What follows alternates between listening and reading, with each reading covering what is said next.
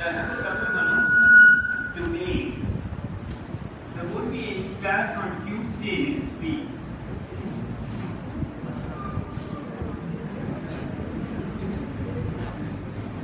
Because I have to go to town.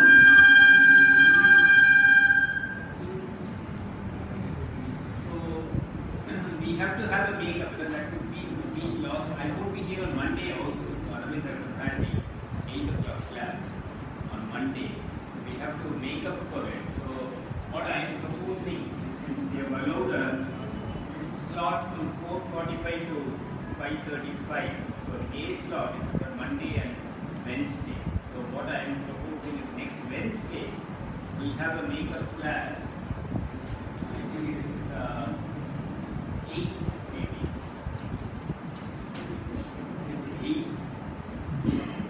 8th of April, right? So that's Wednesday.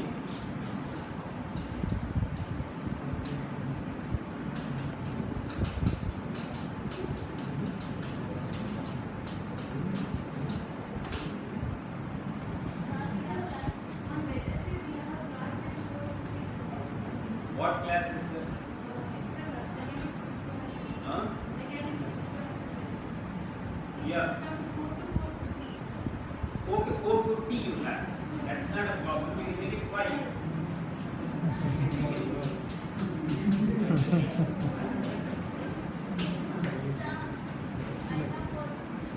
Huh? Well, you have to make a choice. 4 to 5 there and come at 5 to 6 here. So I cannot, this is allotted to me. No, Monday I won't be here. So Wednesday, 4 to 5 to 5:50, because we cannot, this is a slot, I'm not doing it every week, right? I'm doing it only, this is unexpected. That's why I didn't announce it, because it's confirmed only recently. So otherwise I would have planned ahead. Okay, so, yes, or you give any other time on Wednesday. 5 to 5:50 is not very convenient for me also. Wednesday, any other time, it must be free for everyone. Otherwise I will go with this.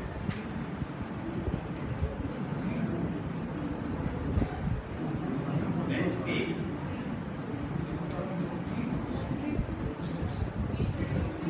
3 to 4, Wednesday, next Wednesday. So we have set key, so it doesn't matter. Yeah, you have. So I think it's better to go with 5 to 5:50. You have to adjust for once. If you really have a class, then I can maybe give you, consider case for attendance. But I have to go ahead and have the class. Anyone, there seems to be one person who has a problem, right? 5 to 5:50. Does anyone have a problem? Anyone have a class? Even I have a problem. 5 to 5:50. If you have another class, which is already been scheduled, then I can think of. So we leave it at that, right? Yes. Huh? Who has a class? How many of you have a class? That's what I'm asking. Only 2 of you. All of you have a class from 4 to 6. No, but then every week or that I cannot, it cannot be that. How can you have every week 4 to 6? That is a scheduled time for this makeup class. That you have to, this is Monday I won't be here. No, that is fine. That we are going to have, because I don't need your suggestions for that. Because the Tuesday following that is again a holiday, right? No, that I cannot accept at all. 4 to 6, it is not proper to have a 4 to 6 and 4 to semester, because it's 4:45 to 5:50 is allowed for only makeup class. So you cannot have a class at unscheduled time. You have to go and change that and not ask me to change my time. It is certainly allowed under the institute rules, and it cannot be a practice. I mean, if I had 4:45 to 5:35 on every Monday or Wednesday, then you can complain. But it is allowed for makeup alone. So I am having it because this is a somewhat unusual situation, right? So we go with this. Others who are having a problem, doesn't seem to be a genuine case for consideration, so I'm not going to consider it. We'll move on with the course, right? So we'll wrap up the last topic in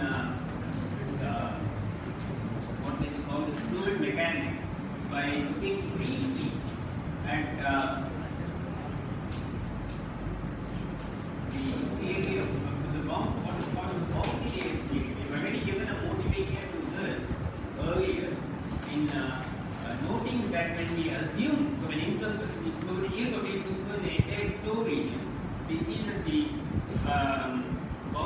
no-slip boundary condition on the solid surface is not satisfied for such a flow. So it is not possible to assume irrotational flow throughout the flow region. And there is certainly a region near the solid surface where the rotational or the vorticity has to be taken into account. And we saw the example of the flow between two slips, that the vorticity is maximum at the wall, that is entirely arising out of the no-slip boundary condition. So for a viscous fluid, certainly no-slip boundary condition has to be satisfied. It is established also experimentally that that's a valid assumption. And so we cannot assume, we have to consider the vorticity along the solid surface. So what the boundary layer theory does, we consider a simple example. We go past a flat plane, and so we see that the fluid is entering at some velocity v naught. And what the boundary layer theory sees is that this is the boundary layer which grows as the length of the go. So this region close to the solid surface is where this is the boundary layer, and outside this is we can assume irrotational fluid. So we recognize that the presence of the solid surface is going to introduce vorticity in the flow, and that will be maximum near the plate, and then we say that to a region close to the plate, we have to take that into account. We cannot neglect it. And then the rest of the region of the fluid can be considered to be irrotational flow. So this is the basic assumption. And so we will consider basically two-dimensional flow here also. So we assume that V is equal to this, we take at the y-axis, and this is the x-axis, and this is the origin. Okay. Another way of looking at it is if I write, for instance, the equation of motion, steady flow.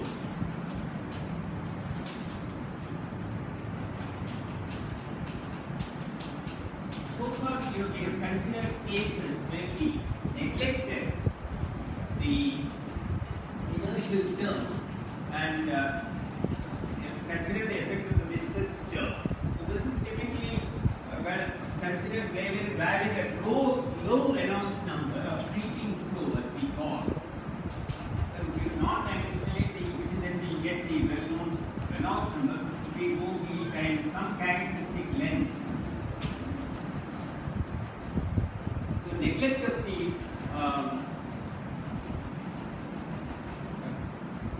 inertial term is justified at low Reynolds number of high viscosity, so the viscous terms dominate.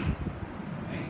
However, the other extreme of high Reynolds numbers, where the inertial terms would dominate, you cannot simply chop off the viscous term.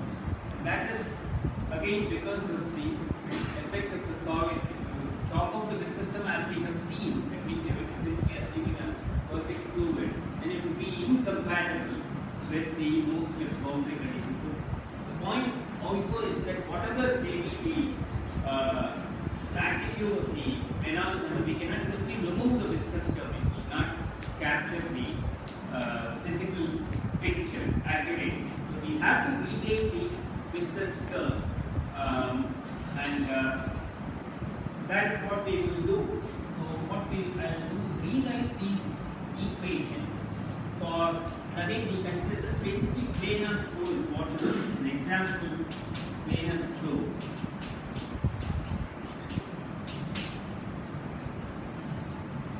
And there are two important ideas that you have to keep in mind, and that is that the difference in the length and time scales in the x direction versus the y direction. Okay, so what we will find is, for instance, if I regard this as the magnitude or the length of the boundary layer at, let us say, a distance x. This is a function of x. So you see that is the characteristic dimension, the y direction, and that is much less than L. This is an approximation we will make based on physical consideration. And in the same way, we will also argue that the velocities will also be greater in magnitude in the x direction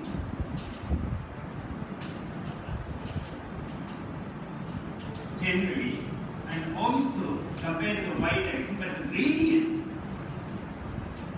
in y direction will be more dominant. Gradient of the velocity.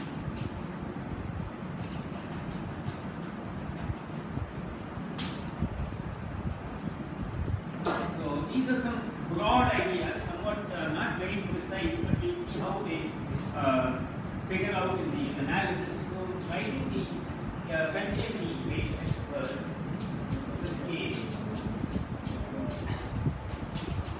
and then the equation of motion will be first in the x direction. It may be x dv x by dx, I guess, as dy dv x by dy. That is the inertial term. Rho will be there. I take care of rho, the other side. Any problem?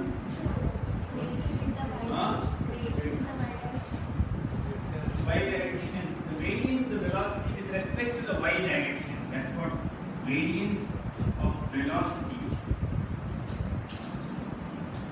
with respect to y, that is a derivative of the velocity, would be more than with respect to x.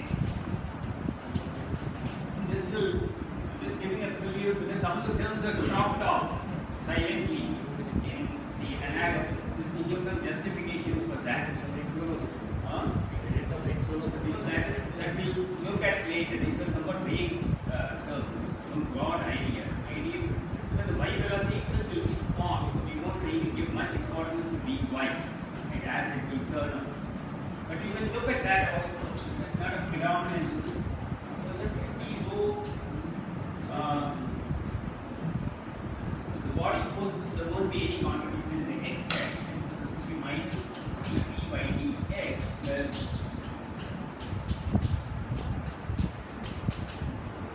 since I have a rho here, this will be the kinematic viscosity.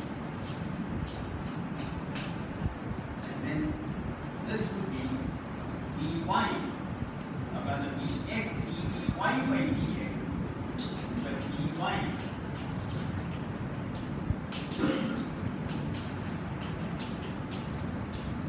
And then this would be minus the body force, right, divided by rho, would be minus g.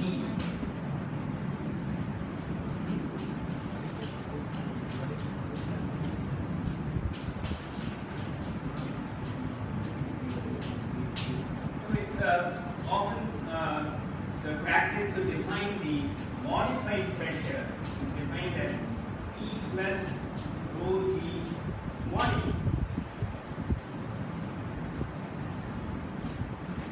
So that we get that dp by dx is equal to d of the modified pressure with respect to x. This is standard practice. And then d by dy is equal to dp by dy. Convenient way to do 1 over rho plus g, right? So so this can simply be replaced by d by dy minus that, and this would be minus 1 over rho. This would be minus 1 over rho. The key equation is going to be this.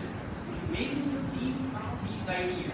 We will now non-dimensionalize the equations using some characteristic velocities and dimensions. So we say that make x bar equal to x over l, and y bar equal to y, and I will make this the boundary layer thickness and x equal to l. That is important because the boundary layer thickness varies with x, and then I will, so the bar terms indicate the non-dimensionalized quantities or the dimensionless quantities, and I will make it dx divided by capital Dx. That is a fixed number. Clearly, V naught would be a perfect choice for dx in this case, and then dy bar is dy by dy. We have to distinguish between this lowercase b and this uppercase b. Right? So these are the, and substitute this into this. We focus on just write the first equation. So where will be x bar? I can write this as bx bar times I have to very confusing notation, but looking at that.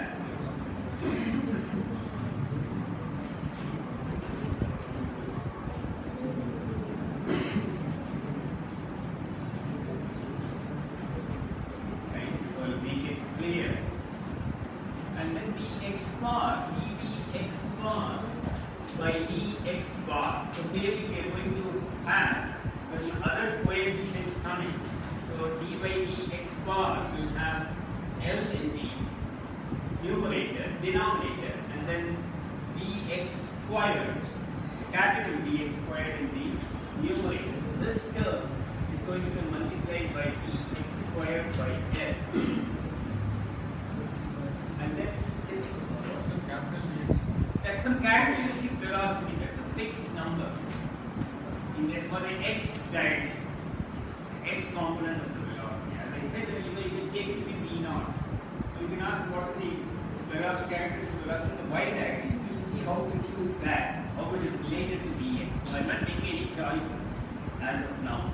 These are some velocities which are characteristic velocities that are used for obtaining the non-dimensional quantity. Just as you have L here and delta here for the length, I'm also having characteristic velocities to non-dimensionalize the velocity, right? So the next term would be dy bar, dvx bar by dy bar. This is going to be multiplied. Maybe I have a dy bar, dx bar. This is going to be dy, dx come in the numerator. And here, this would be, I'm just making delta. Delta is delta of L, right? So as I have defined it here. Maybe I can make it DFE. So that is it. And then this, we also introduce V1 is equal to, let's say, V by some V naught, let's say. So that would be minus 1 over rho.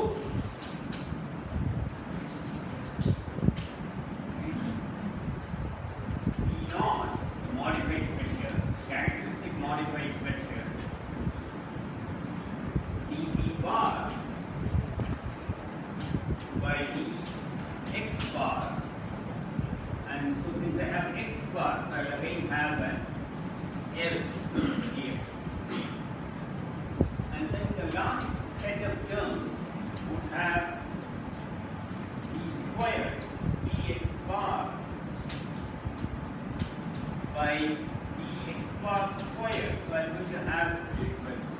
1 over L square and Bx by L square. Bx by L square. And then I will have for the next term Bx again by delta of L square d square dx bar by y square. Now the trick here is to multiply this before we do that. Right? I have to work on this. That's why we get an important relation between the characteristic velocity of y and x direction. So before we do that, let's apply the same idea to the continuity equation, which is the first equation I have written there. So that would be 1 over L of dx over L dx bar by dx bar plus 1 over delta of L dv y bar by dy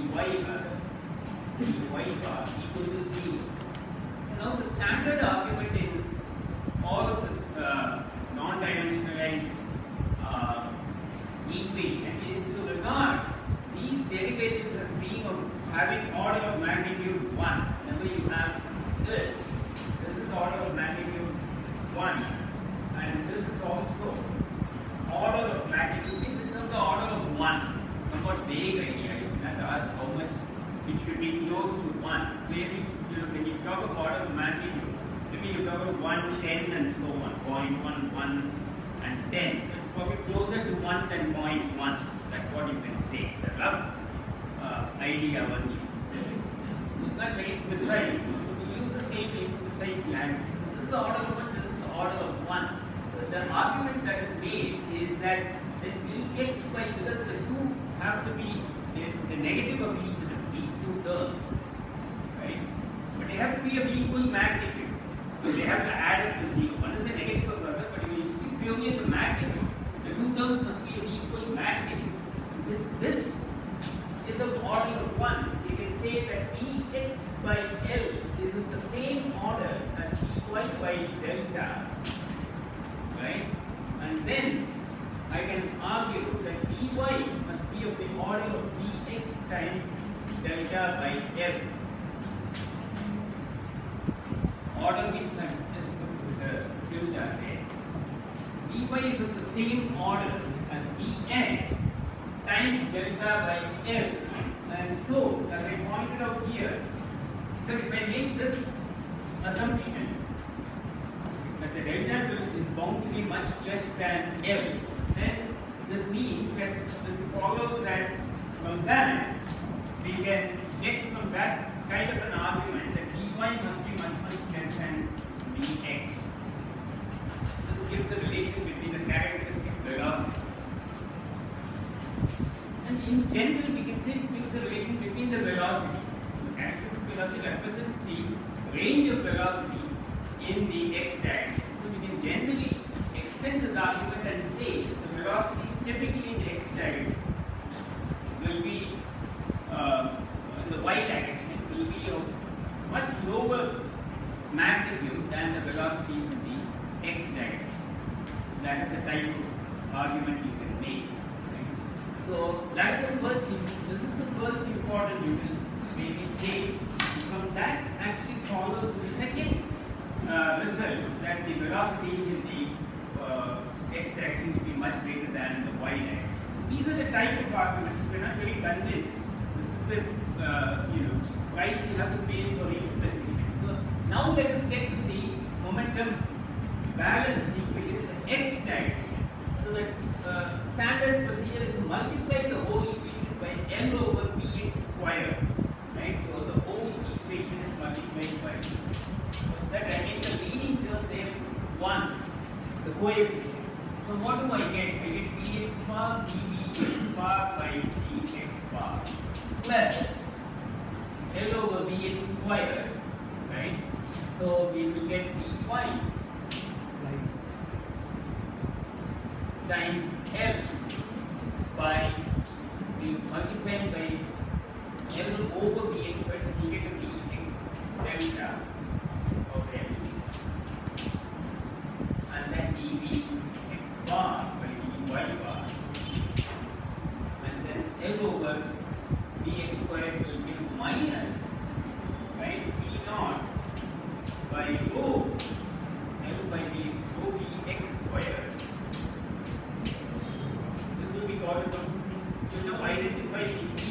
dimensionless numbers. We use the Euler number, and then what about the next term? This would be L over dx squared.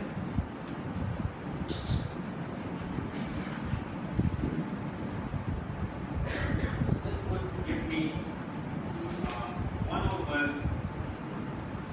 L over dx squared. So this would be 1 over L dx d squared dx bar by dx bar squared plus L over dx squared. So this would be L over delta over L squared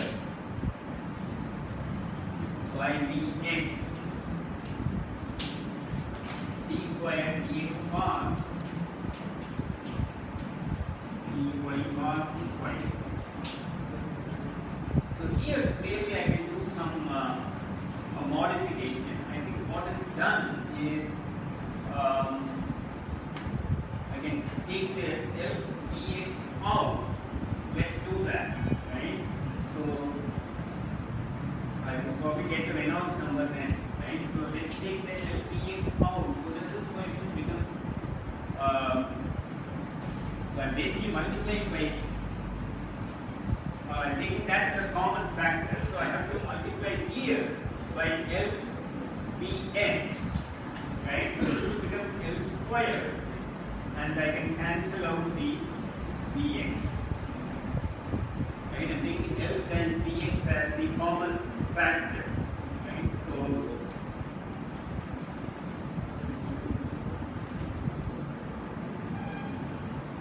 So this is what we have. Now I define the Reynolds number as this basically, right? This is 1 over the Reynolds number. So let's look at this. So this is first, again we say that these are all orders of magnitude 1 here. And now if you look at this is byl by bx delta. So this we have already said that this would be a order of magnitude 1. dy is of the same order bx delta by L. Then I can sort of regard this as the order of magnitude 1. But Aris simply equates this to 1. Yes?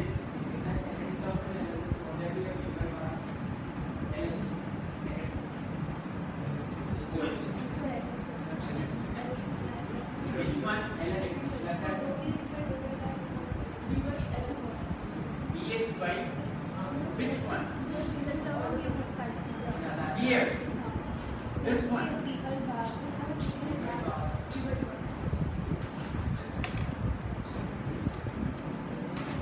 Or it will have a exactly, that's true. Yeah, I missed that. I missed it here also. Yeah, here it is there. I missed it by writing it here.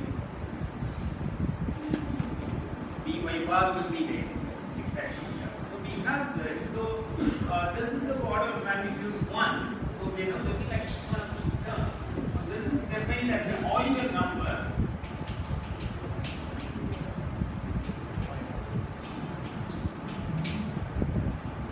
And then I have the Reynolds number, which is defined here as Re of L actually. So that will also.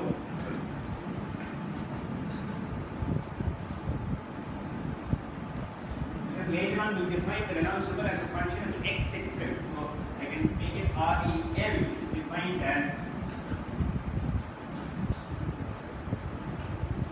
LBX by the standard definition. The characteristic velocity times the density times the characteristic length by the dynamic viscosity. So I have now divided dynamic viscosity by rho. So this is, if I now look at this term, with this definition, what will this term become? Okay, so let's look at this term. This term will be 1 over Re times d squared dx bar by dx bar squared plus L squared by delta squared d squared dx bar by y bar squared. That's what we are getting. In this term, right? What we are looking at this group of terms, so we look at and see that since delta is much less than L, in this group of terms I can simply comparison with this. Again, the argument is this is the order of magnitude 1 and so is this. The coefficient multiplying this is of much higher order of magnitude than 1 because that is the basis of, that is the starting point, right? So it is standard practice to get rid of this, or some books actually make use of this argument. The radiance in the x direction will be much smaller than in the y direction and remove the term right at the outset. So we have dvx by dx, but we say that higher order derivatives would be negative. That's another argument that is made. Whatever it is, I can get rid of this term, right? And now I look at this, I will say that this is the order of magnitude 1, this is the order of magnitude 1, right? And then this is the order of magnitude 1. This is the standard argument made whenever you have some derivative of some quantity expressed in terms of the dimensionless numbers, those quantities are of order of magnitude 1. So this is 1, this is 1, this is 1, this derivative. And then I have this, and this is the order of magnitude 1. So I say that this whole term must be of order of magnitude 1, which means that 1 over REL, right, L squared by delta squared is order of magnitude 1.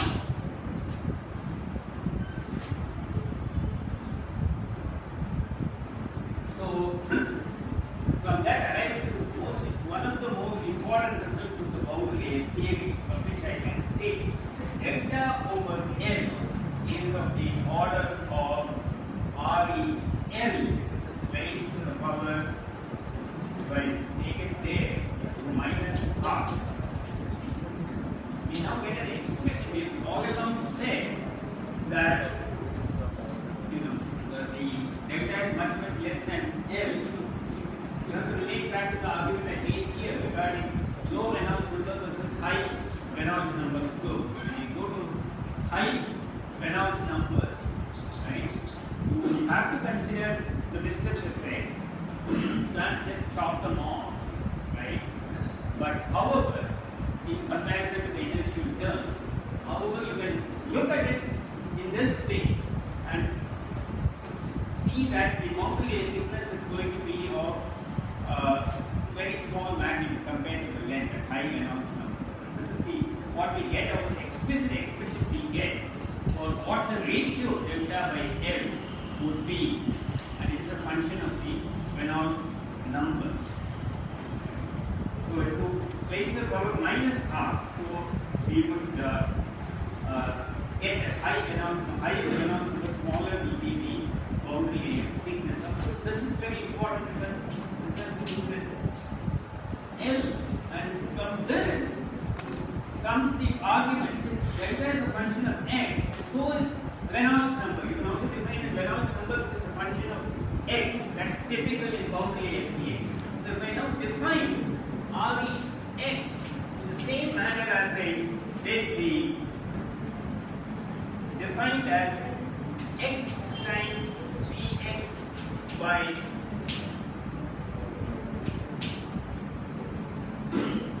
from this, I can take the argument that delta of x by x is of the order of Rex. So this gives the form of how the ratio delta by x depends on the Reynolds number. It has been updated based on the scale analysis and the order of magnitude analysis, right? So finally, it's also conventional to chalk off this term, not exactly this term, that the whole term is chalked off. The pressure gradients are neglected to come up with the final equations which are known as the boundary AM equation, famous boundary AM equation. So the reason for that, what I can see is that if the conditions under which, for instance, the Reynolds number is high, if the Reynolds number is high, then we expect that this term will be small. The Euler number will probably be small corresponding, because if you look at the Reynolds number, it is whether you look at this or REL, right?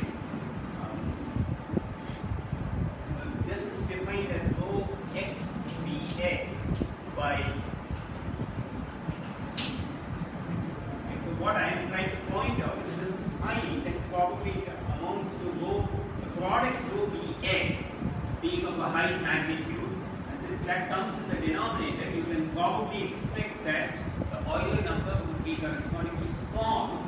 So the term associated with the pressure gradient is simply neglected. That's a standard practice. I'm trying to give an argument to that. So if I now look at all this mess and take out the terms that are there in the so-called boundary layer equations, and this is what we will get. So here, first term there is no problem at all. It's clear. Erase it. Else.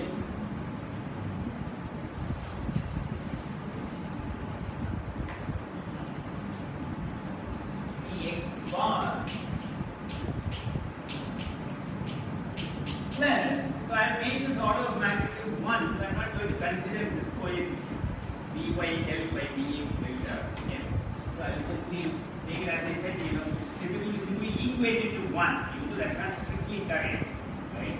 So L plus dy bar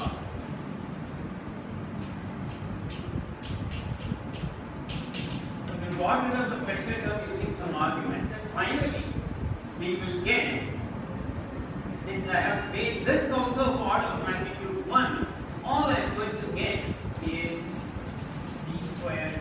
It has no parameters at all, amazingly, because I will use the order of magnitude analysis to chop off all the coefficients or neglect terms through the. I did this based on what we get from the continuity equation. This I said at high Reynolds number today we are considering, right? This term can be neglected, right? And if you see this is coming as 1 over Ravi, so that also again. But here you might that might be a valid question. You're getting 1 over Ravi. Actually, what we have done is that is low at high Reynolds number, but we have used the argument to make this order of magnitude 1. That is taken care of. Whatever may be the Reynolds number, that will dictate how much the delta will differ from L. That is the way you have to look at it, right? So I have made that 1 order of magnitude 1, and I simply, it's a standard practice to simply make it equal to 1 and arrive at what are known as the boundary layer equations. These are not actually the boundary layer equations. The boundary layer equations, what they refer to are the ones in terms of the actual variables. Now if you go back and substitute the transform back to the actual real variables, namely actual variables, namely Vx and so on, not the dimensional. Now we have to go back and do the reverse of what we did. You will find surprisingly that using the some of the relations that we have derived, again the order of magnitude analysis, the results of that will lead to similar looking equation, except that now you will get the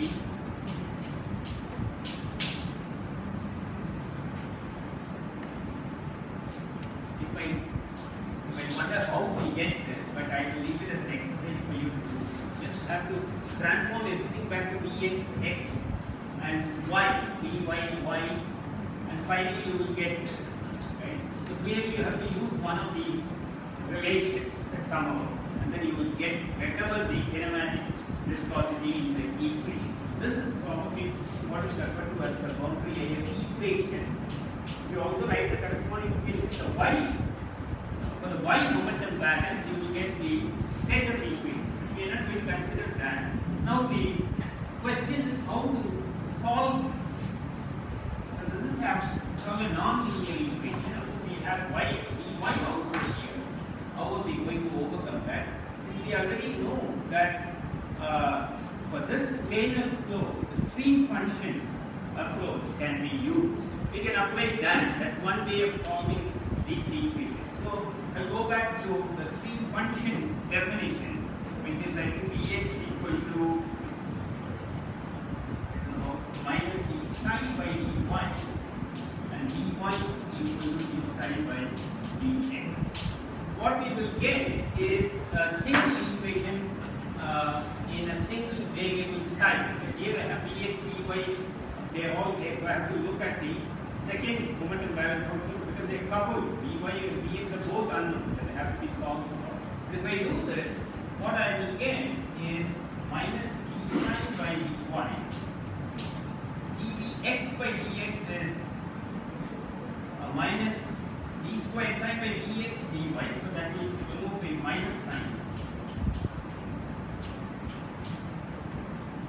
Plus dy, which is d sine by dx, dvx by dy, which is minus d square sine by dy square, is equal to the element viscosity times d square dx by dy square, that is minus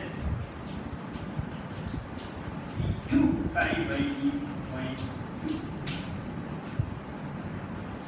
Very somewhat complicated looking equation, but it involves only the one variable psi.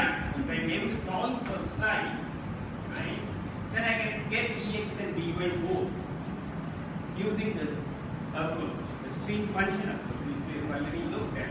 This equation on the face of it, of course, it cannot be analytically solved, but you can make some progress using what are known as similarity transformations.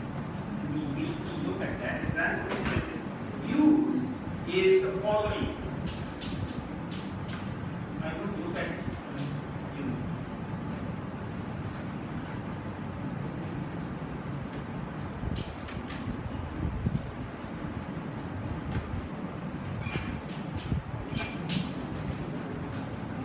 transformation, that these are all constants.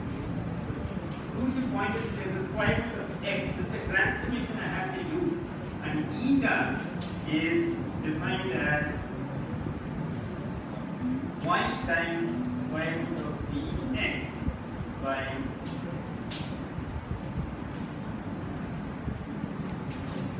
this transformation, right, will need. Now what is the basis of this transformation? Here you have to look at certainly certain classes of non-linear partial differential equations. Basically a partial differential equation of the third order actually. It's quite complicated. It has all these non-linear terms. So you look at this as the first order derivative multiplying a second order. First order multiplying a second order, and then finally I have a third order. So there are certain classes of equations which can make some progress towards solving them by certain transformations. Actually, the most general transformation would be of the form where you don't have a square root of x, right? The basic idea is, now we want to get it, the whole idea of this transformation is to reduce this partial differential equation to an ordinary differential equation in one variable. That would be the ordinary differential equation in terms of f. The variable would be eta. Now the question is, how do I come up with this transformation? So there's a whole theory behind it, where you actually don't quite, choose the coefficient. So you could treat this as x comma p, and here eta would be some alpha times y x power q. You have to take that. First you have to show that this kind of a transformation will work, and then you solve the problem by finding the exponents p and q, so that by imposing the condition that finally I get an ordinary differential equation in f, right? So that can be done for this equation.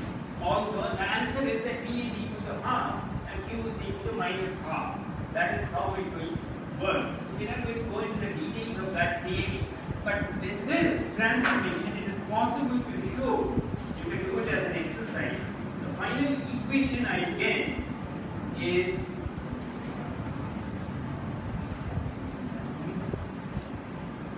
of the following form. Just write out that so that you can prove it yourself.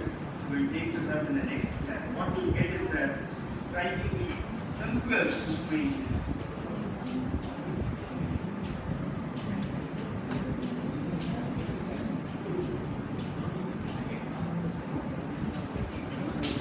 So from this, we go to this. This also cannot be analytically solved, right? Because this is again a non-linear equation. There is no obvious analytical solution for this. This also has to be solved numerically.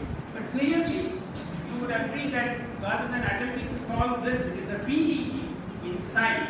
It would obviously be easier to even numerically solve an ordinary differential equation in F, right? Now the question is, before we solve this, what are the boundary conditions? Right? That we will look at in the next class. So we're meeting on Wednesday, next Wednesday at 5 p.m. Hopefully the same room, otherwise we'll find